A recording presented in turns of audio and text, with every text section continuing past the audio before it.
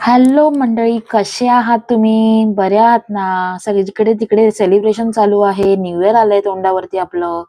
आज मस्त की भन्नाट अशी रेसिपी आणली आहे चणा डाळीपासून. चणा डाळीची तुम्ही दालवडे खाल्ले असतील, पण मी इथे चना चीज डिलाईट बनवलंय. ऐकून तुम्हाला नवल वाटलं असेल तर बघूया कसं ते.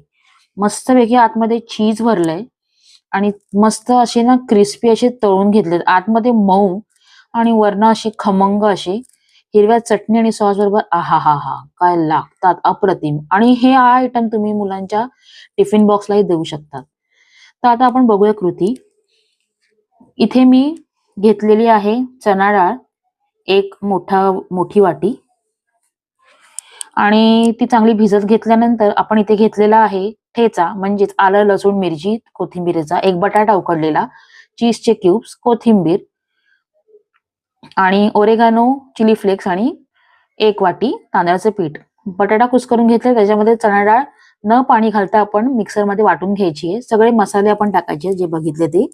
ठेचा टाकलेला आहे, तांदळाचं पीठ टाकलेलं आहे आणि चवीप्रमाणे मीठ टाकलंय. आता हे आपण सगळेच जिन्नस एकत्र करून घेऊया मस्तपैकी.